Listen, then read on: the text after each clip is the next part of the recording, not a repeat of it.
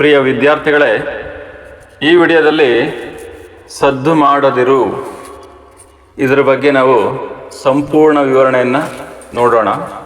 ಅಂದರೆ ಸದ್ದು ಮಾಡದಿರು ಅಂದರೆ ನಮಗೆಲ್ಲ ಈಗಾಗಲೇ ಅರ್ಥ ಗೊತ್ತಿದೆ, ಆದರೆ ಕವಿಯ ಒಳ ಅರ್ಥ ಏನಿದೆ ಅಂತ ನೋಡೋಣ. ಅದಕ್ಕಿಂತ ಮುಂಚೆ ಕವಿಯ ಬಗ್ಗೆ ಕೂಡ ತಿಳ್ಕೊಳ್ಳೋಣ. ಸದ್ದು ಮಾಡದಿರು ಪದ್ಯದ ಕವಿ ಯಾರು? CP ಕೃಷ್ಣಕುಮಾರ್. ಇನ್ನು ಅವರ ಕಾವ್ಯನಾಮ CPK.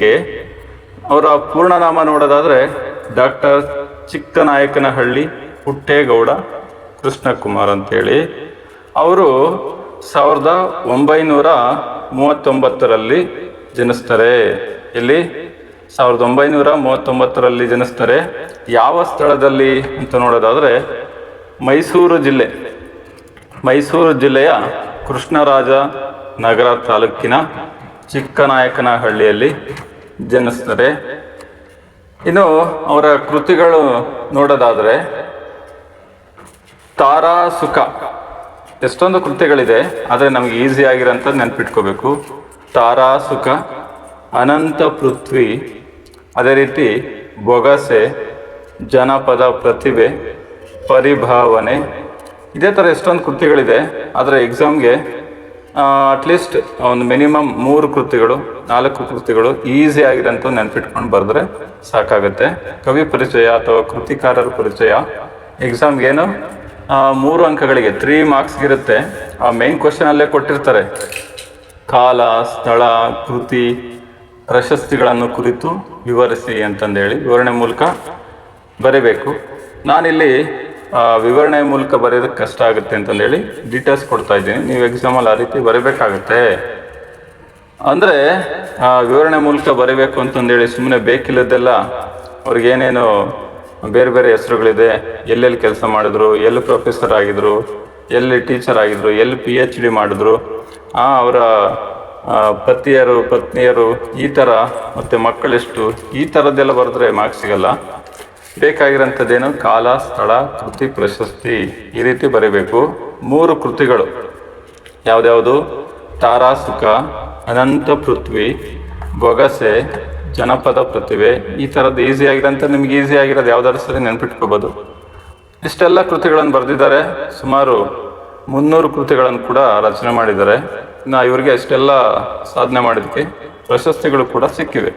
ಪ್ರಶಸ್ತಿಗಳು ಕೂಡ ಇದೇ ರೀತಿ ಹಲವಾರು ಪ್ರಶಸ್ತಿಗಳು ಸಿಕ್ಕಿದೆ. ಆದರೆ ನಮಗೆ ಈಸಿಯಾಗಿ ನೆನ್ಪಿಟ್ಕೊಳ್ಳೋಕ್ಕೆ ಈ ಪ್ರಶಸ್ತಿಗಳು ನೋಡಿಕೊಂಡು ಸಾಕಾಗುತ್ತೆ. 2 ಪ್ರಶಸ್ತಿಗಳು ಬರೆದ್ರು ಸಾಕಾಗುತ್ತೆ. ಕರ್ನಾಟಕ ಸಾಹಿತ್ಯ ಅಕಾಡೆಮಿ ಪ್ರಶಸ್ತಿ, ಅದರ ಜೊತೆಗೆ ರಾಜ್ಯೋತ್ಸವ ಪ್ರಶಸ್ತಿ. ಇನ್ನು ಆಕರ ಗ್ರಂಥ, ಕೆಲವೊಂದು ಬಾರಿ ತಪ್ಪಾಗಿ ಹೇಳ್ತಿರ್ತೀರಿ, ಆಕಾರ ಗ್ರಂಥ ಅಂತಂದಿವಿ. ಆಕಾರ ಅಲ್ಲದು, ಆಕರ ಗ್ರಂಥ ಅಂತ ಹೇಳಿದ್ರೆ ಸಾಕು. ಅಂದರೆ ಆಯ್ದ ಕೃತಿ. ಬೊಗಸೆ ಅನ್ನೋದು ಇದರ ಕವನ ಸಂಕಲನದಿಂದ ಆರಿಸಲಾಗಿರುವಂಥದ್ದು. ನೋಡೋಣ ಏನೇನು ವಿಚಾರವನ್ನು, ಒಳಾರ್ಥವನ್ನು ಇಟ್ಟಿದ್ದಾರೆ ಸದ್ದು ಮಾಡದಿರು ಅನ್ನೋ ಒಂದು ಪದ್ಯದಲ್ಲಿ. ಸದ್ದು ಮಾಡದಿರು ಅಂತಂದರೆ ಯಾವುದೋ ಒಂದು ಮೂಲೆಯಲ್ಲಿ ಕೂರೋದ ಆ ರೀತಿ ಅಲ್ಲ. ಏನು ಹೇಳ್ತಾವ್ರೆ ಅಂತ ನೋಡಿ. ಸದ್ದು ಮಾಡದೆ ಬಾಳು ಬಾಳೆಲವೋ ಜೀವ, ಗದ್ದಲದ ಬಿರುದಿರದೆ ಸೇರು ರೇವ ಅಂತ ಹೇಳ್ತಾರೆ. ಸದ್ದು ಮಾಡದೆ ಬಾಳು ಅಂದರೆ ಶಬ್ದ ಮಾಡದೆ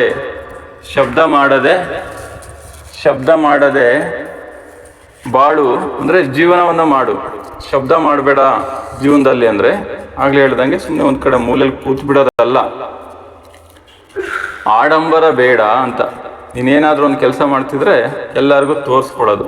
ಒಂದು ಸೈಕಲ್ ತುಳಿತಾ ಇರಲಿ, ಎಲ್ಲರೂ ನೋಡ್ಬೇಕು ಅದನ್ನು, ಚೆನ್ನಾಗಿ ಬೆಲ್ ಮಾಡೋದು. ಗಾಡಿ ಓಡಿಸ್ತಾ ಇರಲಿ, ಬೈಕು. ಇವತ್ತಿನ ದಿನಗಳಲ್ಲಿ ನೀವು ರೋಡಲ್ಲಿ ನೋಡ್ತಾ ಇರ್ತೀವಿ, ಅದೆಲ್ಲೂ ಹೋಗಿರಲ್ಲ. ನಾವು ಮನೆಯಿಂದ ರೂಮಿಂದ ಆಚೆ ಬಂದು ನೋಡಿದ್ರು ಕೂಡ ಆ ಬೈಕ್ ಅಥವಾ ಗಾಡಿ ಅಲ್ಲೇ ಇರುತ್ತೆ, ಆದರೆ ಶಬ್ದ ಮಾತ್ರ ಜೋರಾಗಿ ಮಾಡ್ತಾ ಇರುತ್ತೆ. ಈ ಥರ ಎಲ್ಲರಿಗೂ ಇವತ್ತು ಏನಾಗಿದೆ, ತೋರ್ಪಡಿಕೆ. ಏನೇ ಕೆಲಸ ಮಾಡಿದ್ರು ತೋರಿಸ್ಕೋಬೇಕು. ನೋಡಿ ನಾನು ಗಾಡಿ ಓಡಿಸ್ತಾ ಇದ್ದೀನಿ, ನೋಡಿ ನಾನು ಸೈಕಲ್ ತುಳಿತಾ ಇದ್ದೀನಿ. ಈ ಥರದವ್ರು ಏನೇನು ಕೆಲಸ ಮಾಡ್ತಾರೋ ಅದನ್ನೆಲ್ಲ ತೋರಿಸ್ಕೋಬೇಕು. ಈ ಥರದ್ದು ಹುಚ್ಚಿಡ್ದಿದೆ ಅಂಥದ್ರ ಬಗ್ಗೆ ಹೇಳ್ತಾವ್ರೆ. ಅದೆಲ್ಲ ಏನಕ್ಕೆ ಬೇಕು? ಆಕರ್ಷಣೆ, ಜೀವನದಲ್ಲಿ ಏನು ಕೆಲಸ ಮಾಡುತ್ತೆ ಅಂತಂದೇಳಿ. ಅಂತ ಶಬ್ದ ಮಾಡೋದು, ಸದ್ದು ಮಾಡೋದು ಅಂದರೆ ತೋರ್ಪಡಿಕೆಯ ಕೆಲಸ ಬೇಡ, ಇನ್ನೊಬ್ರಿಗೋಸ್ಕರ ಕೆಲಸ ಮಾಡೋಂಥದ್ದು ಬೇಡ.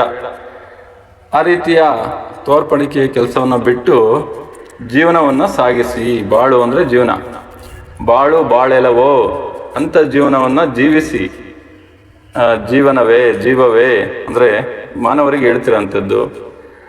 ಗದ್ದಲದ ಬಿರುದು ಇರದೆ, ಗದ್ದಲ ಅಂದರೆ ಅದು ಮತ್ತೆ ಅದೇ ಅರ್ಥನೇ, ಶಬ್ದ, ಅದೆಲ್ಲ ಬೇಡ.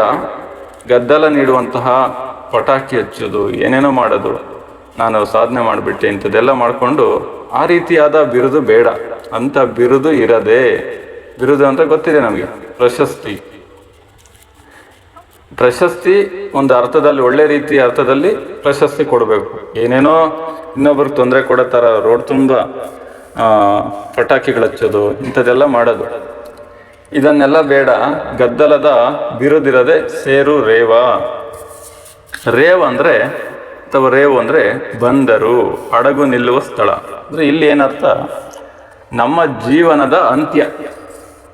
ಹಡಗು ಯಾವ ರೀತಿ ಪ್ರಯಾಣಿಕರನ್ನು ತಗೊಂಡೋಗಿ ಅಥವಾ ಅದರ ವಸ್ತುಗಳನ್ನು ತಗೊಂಡೋಗಿ ಅದರ ಕೆಲಸ ಮುಗಿಸಿ ಕೊನೆಯ ಸ್ಥಳವನ್ನು ನಿಲ್ಲುತ್ತೋ, ಅದೇ ಥರ ನಮ್ಮ ಜೀವನದ ಅಂತ್ಯ, ಆ ಎಂಡಿಂಗು ಏನು ಸುಡುಗಾಡು ಈ ಥರ ಎಲ್ಲ ಹೇಳ್ತೀವಲ್ಲ, ಆ ಥರ ಅಲ್ಲಿಗೆ ಹೋಗ್ಬೇಕಾದ್ರೆ ನಾವು ಈ ಥರದ್ದು ಏನೇನೋ ಸೌಂಡ್ ಎಲ್ಲ ಮಾಡ್ಕೊಂಡು ಹೋಗೋದು ಅವಶ್ಯಕತೆ ಇಲ್ಲ.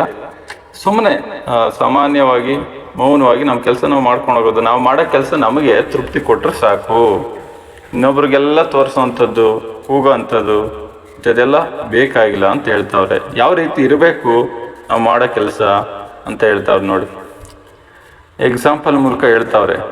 ತಟ್ಟೆಯೊಳು ಕರ್ಪೂರ ಮೌನದಲ್ಲಿ ಕರಗುವಲು, ದೀಪದೆದುರಿಗೆ ತಿಮಿರ ಸರಿಯುವಂತೆ, ಶಾಂತಿಯಲ್ಲಿ ಬದುಕಿ ನೀ ಕರ್ತವ್ಯವನ್ನು ಮುಗಿಸು, ಕೂಗಾಡಿ ಹಾರಾಡಿ ಫಲವದೇನು ಅಂತ ಹೇಳ್ತಾವ್ರೆ. ತಟ್ಟೆಯೊಳು ಅಂದರೆ ಒಳ್ಳನ್ನದಲ್ಲಿ ಹಳಗನ್ನಡ ವಿಭಕ್ತಿ ಪ್ರತ್ಯಯ ಸಪ್ತಮಿ, ಅಂದರೆ ಒಳ್ಳಂದ್ರೆ ಇಲ್ಲಿ ಹೊಸಗನ್ನಡದಲ್ಲಿ ಏನು ಅಲ್ಲಿ ಅಂತ. ತಟ್ಟೆಯಲ್ಲಿ ಕರ್ಪೂರ ಯಾವ ರೀತಿ ಮೌನದಲ್ಲಿ ಕರಗೋಗುತ್ತೆ, ಮೌನವಾಗಿ ಕರಗೋಗುತ್ತೆ ಪೂಜೆ ಮಾಡ್ತಿರ್ಬೇಕಾದ್ರೆ ಆರತಿ ತಟ್ಟೆಯಲ್ಲಿ. ಆದರೆ ಅದರ ಕೆಲಸವನ್ನು ಮಾತ್ರ, ಅದರ ಕಾರ್ಯವನ್ನು ಸಂಪೂರ್ಣಗೊಳಿಸುತ್ತೆ. ಯಾವ ರೀತಿ ಕರಗುವಲು ಅಂದರೆ ಕರಗುವಂತೆ. ಯಾವ ರೀತಿ ಅದು ಕರಗೋಗುತ್ತೋ ಮೌನವಾಗಿ ಅದರವನ್ನು ಕೆಲಸವನ್ನು ಮುಗಿಸಿ, ಅದೇ ರೀತಿ ನಾವು ಕೂಡ ಕೆಲಸವನ್ನು ಮಾಡ್ಬೋದಲ್ಲ ಅಂತ. ಇನ್ನು ಇದನ್ನ ವ್ಯಾಕರಣಾಂಶದಲ್ಲಿ ನೋಡೋದಾದರೆ ಅಲಂಕಾರ, ಉಪಮ ಅಲಂಕಾರದಲ್ಲಿ ಹೇಳ್ತಾ ಇರ್ತಾರೆ. ಅಂತೆ ಅನ್ನೋದು ಕಂಪೇರ್ ಮಾಡಿ ಹೇಳ್ತಿರೋದು, ಕರಗುವಂತೆ ಈ ಥರ. ಅದೇ ರೀತಿ ಇನ್ನೊಂದು, ದೀಪದೆದುರಿಗೆ ತಿಮಿರ ಸರಿಯುವಂತೆ. ದೀಪ ಹಚ್ಚಿದ ತಕ್ಷಣ ಯಾವುದಾದ್ರು ಬಲ್ಬ್ ನಾವು ಸ್ವಿಚ್ ಆನ್ ಮಾಡಿಬಿಟ್ರೆ ಅಥವಾ ಬೇರೆ ದೀಪವನ್ನು ಹಚ್ಚಿದ್ರೆ ಸಾಕು, ತಿಮಿರ ಅಂದರೆ ಏನಿಲ್ಲಿ ಕತ್ತಲು, ತಿಮಿರ ಸರಿಯುವಂತೆ. ತಿಮಿರ ಅಂದರೆ ಪದದ ಅರ್ಥ ಕತ್ತಲು, ಆದರೆ ತಿಮಿರಕ್ಕೆ ವೈರಿ ಅಂತ ಕ್ವಶನ್ ಆನ್ಸರಲ್ಲಿ ಕೊಟ್ಟಾಗ ಅದು ಕತ್ತಲು ಅಂತ ಬರೆಯೋದಲ್ಲ. ತಿಮಿರಕ್ಕೆ ವೈರಿ ಅಂದರೆ ಕತ್ತಲಿಗೆ ವೈರಿ ಯಾವುದು? ವಿರುದ್ಧ ಬೆಳಕು. ಈ ಥರ ಆ ದೀಪದ ಎದುರಿಗೆ ತಿಮಿರ ಸರಿಯುವಂತೆ. ಕತ್ತಲು ಸರಿದೋಗುತ್ತಲ್ಲ, ಅದೇನಾದ್ರು ಜಗಳ ಮಾಡುತ್ತಾ, ನೀನು ಯಾಕೆ ಬಂದೆ, ನಾನೇ ಇರ್ತೀನಿ, ಈ ರೀತಿಯಲ್ಲ. ಆ ಥರದ್ದೇನಿಲ್ಲ, ನನ್ನ ಸಮಯ ಮುಗೀತು ಅಂತಂದೇಳಿ ಅದ್ರ ಪಾಡಿಗೆ ಅದು ಹೋಗ್ತಾ ಇರುತ್ತೆ. ಅದೇ ರೀತಿ ಒಂದೊಂದೇ ಎಕ್ಸಾಂಪಲ್ ಉದಾಹರಣೆ ಕೊಡ್ತಾ ಇದ್ದಾರೆ. ಈ ಥರ ಎಲ್ಲ ನಾವು ಬದುಕಬೇಕು ಅಂತಂದೇಳಿ.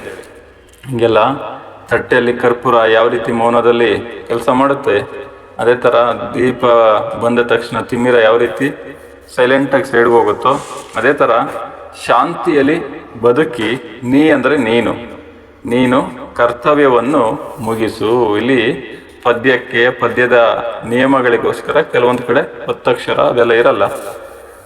ಕರ್ತವ್ಯವನ್ನು ಮುಗಿಸು ಅಂತ ಹೇಳ್ತಾವ್ರೆ. ಶಾಂತಿ ವಿರುದ್ಧ ಪದ ಅಶಾಂತಿ. ಈ ಥರ ನೋಡೋದಾದ್ರೆ ಶಾಂತಿಯಲ್ಲಿ ಮೌನವಾಗಿ, ಯಾಕೆ ಸುಮ್ಮನೆ ಸುದ್ದುಗದ್ದಲ ಬೇಡ, ಶಾಂತಿಯಲ್ಲಿ ನಿನ್ನ ಕೆಲಸವನ್ನು ನೀನು ಮುಗಿಸು, ಕರ್ತವ್ಯವನ್ನು ಕೆಲಸವನ್ನು ಮುಗಿಸು. ಕೂಗಾಡಿ ಹಾರಾಡಿ ಫಲವದೇನು ಅಂತ ಹೇಳ್ತಾವ್ರೆ. ಯಾಕೆ ಕೂಗಾಡ್ತೀಯ, ಜೋರಾಗಿ ಕೂಗೋದು ಯಾಕೆ, ಹಾರಾಡೋದು ಯಾಕೆ? ಹಾರಾಡೋದು ಕೂಗಾಡೋದು ಅಂದರೆ ಏನೋ ಸುಮ್ಮನೆ ರೋಡ್ ತುಂಬ ಜಗಳ ಗಲಾಟೆ ಅಂತಂದಲ್ಲ ಅರ್ಥ. ಜೀವನದಲ್ಲಿ ನೀನು ಮಾಡೋ ಕೆಲಸಗಳನ್ನೆಲ್ಲ ತೋರಿಸ್ಕೊಳ್ಳೋದು ಇನ್ನೊಬ್ರಿಗೆ. ನನಗೆ 99 ಸ್ಕೋರ್ ಬಂತು, 100 ಸ್ಕೋರ್ ಬಂತು, ಈ ಥರದ್ದು ಎಲ್ಲರ ಮುಂದೆ ಬೇಕು ಅಂತಲೇ ಹೇಳ್ಕೊಳ್ಳೋದು. ಈ ಥರದ್ದೆಲ್ಲ ಏನಕ್ಕೆ ಬೇಕು ಅಂತಂದು ಹೇಳೋ ಪ್ರಯತ್ನ ಮಾಡ್ತಾರೆ. ಅದೇ ರೀತಿ ಇನ್ನು ಕೊನೆಯ ಸಾಲುಗಳು ಹೇಳ್ತಿದ್ದಾರೆ ನೋಡಿ. ಹಸಿ ಸೌದೆ ಬುಸುಗುಟ್ಟಿ ದನಿ ಎತ್ತುವುದಲ್ತೆ, ಕಿಡಿಸೋಕೆ ಮದ್ದು ಸಿಡಿದಬ್ಬರಿಪುದು, ಅಂತಿರದೆ ರವಿಕರಕೆ ಕರಗು ಇಬ್ಬನಿ ಒಲಿರು, ಸಿಡುಕು ಮಿಡುಕನ್ನು ತೊರೆದು ಮೌನಿಯಾಗು ಅಂತ. ಹಸಿ ಸೌದೆ, ಹಸಿ ಅನ್ನೋದಕ್ಕೆ ವಿರುದ್ಧ ಪದ ಗೊತ್ತಿದೆ ನಿಮಗೆ, ಒಣ ಮರದ ಗಿಳಿ ಇದೆಲ್ಲ ಅದೇ ಥರ. ಹಸಿ ಅಂದರೆ ಒಣ. ಹಸಿ ಸೌದೆ ಬುಸುಗುಟ್ಟಿ, ಅವೇನಾದರೂ ಇವಾಗೆಲ್ಲ ಏನು ಗ್ಯಾಸ್ ಸ್ಟವ್ ಬಂದಿದೆ ಬಿಡಿ, ಗ್ಯಾಸಿಂದ ಬಳಸೋಂಥದ್ದು, ಅಡುಗೆ ಮಾಡೋವಂಥದ್ದು. ಮೊದಲೆಲ್ಲ ಏನು ಸೌದೆಯಿಂದ ಮಾಡ್ತಿದ್ರು. ಆ ಥರ ಹಸಿ ಸೌದೆಗಳನ್ನು ಮಿಸ್ ಆಗಿ ಆ ಸಂದರ್ಭಕ್ಕೆ ಏನಾದರೂ ಒಣ ಸೌದೆ ಸಿಗದೆ ಹಸಿ ಸೌದೆ ಏನಾದ್ರು ಇಟ್ಟು ಅಡುಗೆ ಮಾಡೋಕ್ಕೆ ಹೋದಾಗ ಅಲ್ಲಿ ಅಡುಗೆ ಬೇಗ ಆಗುತ್ತಲ್ವೋ, ಶಬ್ದ ಮಾತ್ರ ಜೋರಾಗಿ ಆಗ್ತಾ ಇರುತ್ತೆ. ಅದೇ ರೀತಿ ಹಸಿ ಸೌದೆ ಏನಾಗ್ತವೆ, ಬುಸುಗುಡ್ತಾ ಇರ್ತವೆ, ಹಾವಿನಂತೆ ಬುಸುಗುಡ್ತಿರ್ತವೆ. ಅದರಲ್ಲಿ ಏನು ತೇವಾಂಶ ಇರುತ್ತಲ್ಲ ಹಸಿಯದ ಕಟ್ಟಿಗೆಯಲ್ಲಿ, ಅವು ಧ್ವನಿ ಎತ್ತುತ್ತಾ ಇರ್ತವೆ, ಅಂದರೆ ಧ್ವನಿ ಶಬ್ದವನ್ನು ಮಾಡ್ತಾ ಇರ್ತವೆ. ಆ ರೀತಿ ಈ ಥರನೂ ಶಬ್ದ ಮಾಡೋಂಥದ್ದು ಎಕ್ಸಾಂಪಲ್. ಮೊದಲು ಯಾವುದು ಕರ್ಪೂರ, ತಿಮಿರ ಇದ್ರ ಬಗ್ಗೆ ಮೌನವಾಗಿ ಕೆಲಸ ಮಾಡೋದು ಹೇಳಿದ್ರು. ಇವಾಗ ಶಬ್ದ ಮಾಡೋದು, ಈ ಥರ ಮಾಡೋದು ಸರಿನಾ ತಪ್ಪ ಏನು ಅಂತಂದೇಳಿ ಅರ್ಥ ಮಾಡ್ಕೊಳ್ಳೋದಕ್ಕೆ. ಹಸಿ ಸೌದೆ ಬುಸುಗುಡ್ತಾ ಇರ್ತಾವಲ್ಲ, ಆ ರೀತಿ ಮಾಡೋದಕ್ಕೆ ಏನು ಬೇಕು ಅಂತ. ಕಿಡಿಸೋಕೆ ಮದ್ದು ಸಿಡಿದಬ್ಬರಿಪುದು, ಮದ್ದು ಅಂದರೆ ಆಗಲೇ ಹೇಳೋನಲ್ಲ ಪಟಾಕಿ, ಸಿಡಿ ಮದ್ದುಗಳು ಕಿಡಿಸೋಕೆ ಸಾಕು ಅಬ್ಬರಿಸ್ತಾ ಇರ್ತವೆ. ಅಬ್ಬರಿಪುದು ಅಂದರೆ ಅಬ್ಬರಿಸುವುದು, ಶಬ್ದ ಮಾಡ್ತಿರ್ತವೆ. ಅಂತಿರದೆ ರವಿಕರಕೆ, ಅಂತಿರದೆ ಅಂದರೆ ಅಂತ್ಯ ಇರದೆ, ಕೊನೆ ಇರದೆ, ರವಿಕರಕೆ, ಕರ ಅಂದರೆ ಕೈಗಳು, ಇಲ್ಲಿ ಸೂರ್ಯನ ಕೈಗಳು ಯಾವುವು, ಕಿರಣಗಳು. ಕರಗುವ ಇಬ್ಬನಿ ವಲ್ ಇರು, ಅಂದರೆ ವಲ್ ಅಂದರೆ ಮತ್ತೆ ಅಂತೆ. ಕರಗುವ ಇಬ್ಬನಿ ಯಾವ ರೀತಿ ಸೂರ್ಯನ ಕಿರಣಗಳು ಬಂದರೆ ಸಾಕು, ಬೆಳಗಾದ್ರೆ ಚಳಿಗಾಲದಲ್ಲಿ ಜಾಸ್ತಿ ಇಬ್ಬನಿ ನೋಡ್ತೀವಿ. ಸೂರ್ಯನ ಕಿರಣಗಳು ಬಂದರೆ ಸಾಕು ಇಬ್ಬನಿ ಮೌನವಾಗಿ ಕರಗಿ ಹೋಗ್ತವೆ. ಯಾವುದೇ ಜಗಳ ಮಾಡಲ್ಲ. ನೀನು ಯಾಕೆ ಬಂದೆ, ನಾನೇ ತಣ್ಣಗೆ ಇಲ್ಲಿರ್ತಿದ್ದೆ, ಎಲೆ ಮೇಲೆ ಕೂತಿದ್ದೆ, ನಿನಗೇನೇನು ತೊಂದರೆ ಕೊಟ್ಟನಾ, ಈ ಥರ ಏನಿಲ್ಲ. ಆ ರೀತಿ ನೀನು ಕೂಡ ಮೌನವಾಗಿರು, ನಿನ್ನ ಕೆಲಸ ನೀನು ಆಯ್ತಲ್ಲ, ಹೋಗ್ತಾ ಇರು. ಸಿಡುಕು ಮಿಡುಕನ್ನು ತೊರೆದು ಮೌನಿಯಾಗು, ಸಿಡ್ಕಾಡೋದು ಸುಮ್ಮನೆ ಆದರು. ಆ ರೀತಿ ಜೋಡಿ ಪದದಲ್ಲಿ ಹೇಳ್ತಾರಂಥದ್ದು. ಸಿಡುಕು ಮಿಡುಕನ್ನು ತೊರೆದು ಅಂದರೆ ತ್ಯಜಿಸು, ಬಿಟ್ಟು ಬಿಡು, ಅದನ್ನೆಲ್ಲ ಬೇಡ, ಅಂಥದ್ದೆಲ್ಲ ಜೀವನದಲ್ಲಿ ಒಳ್ಳೆಯದಲ್ಲ. ಮೌನಿಯಾಗು, ಮೌನದಿಂದ ಇರು.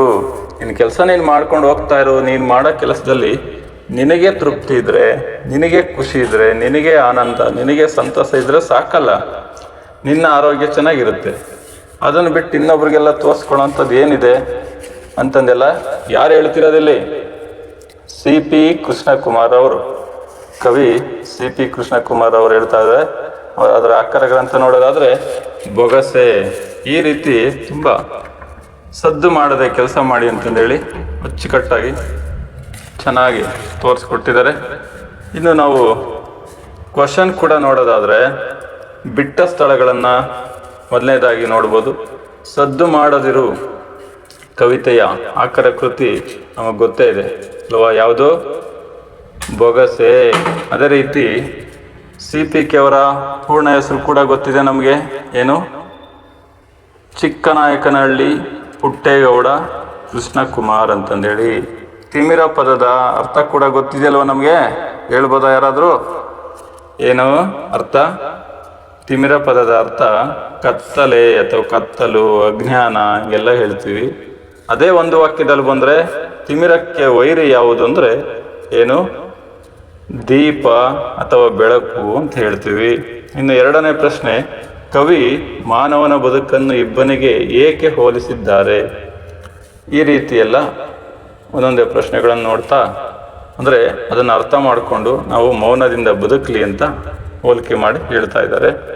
ನಮ್ಮ ಕರ್ತವ್ಯಗಳನ್ನು ಹೇಗೆ ಮುಗಿಸಬೇಕೆಂದು ಕವಿ ಹೇಳಿದ್ದಾರೆ ಅಂದರೆ ಶಾಂತಿಯಲ್ಲಿ, ಶಬ್ದ ಮಾಡಲು ಶಾಂತಿಯಲ್ಲಿ ಮುಗಿಸಿ ಅಂತ ಹೇಳ್ತಾ ಇದ್ದಾರೆ. ಇದೇ ರೀತಿ ನೀವು ಇನ್ನೂ ಹೆಚ್ಚಿನ ಪ್ರಶ್ನೋತ್ತರಗಳನ್ನು, ಕ್ವಶನ್ ಆನ್ಸರ್ ಎಲ್ಲ ಬೇಕು ಅಂತ ನಿಮಗೆ ಅನಿಸಿಕೆ ಇದ್ದರೆ ಅದನ್ನು ಕೂಡ ನಿಮಗೆ ಬೇರೆ ವಿಡಿಯೋಗಳ ಮೂಲಕ ಕೊಡ್ತೀನಿ. ಶುಭವಾಗಲಿ. ಧನ್ಯವಾದಗಳು.